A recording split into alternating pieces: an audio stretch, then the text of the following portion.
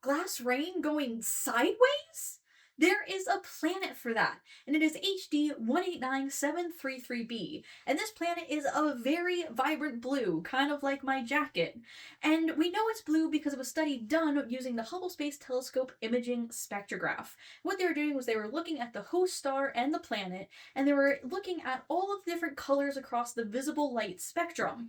And what they noticed was that when the planet went behind the star, the blue light really went down. And when the planet came back around, the blue light reappeared. And this didn't happen for the red or green wavelengths, which means that this planet is extremely blue.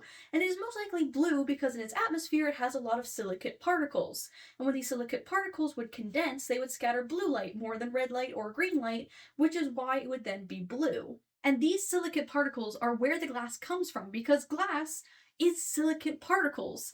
And just like rain showers of when the water condenses and it gets heavy, it falls, the same thing is going to happen with the silicate particles, which is where you get the glass rain.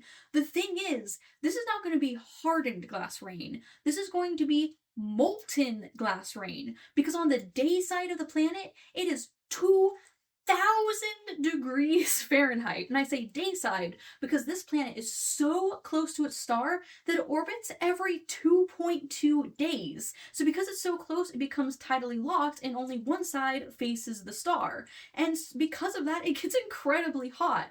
And so on the night side, it is 500 degrees less, which honestly is still incredibly hot. So now this rain is molten glass. And like I said at the beginning, it is raining sideways. And this is because the wind speed on this planet is 5,400 miles per hour.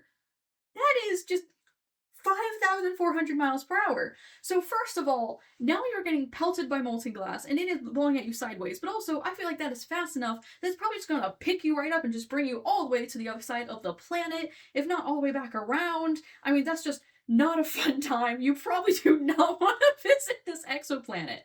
And the thing is, there are a lot of really interesting exoplanets, and I love looking at them.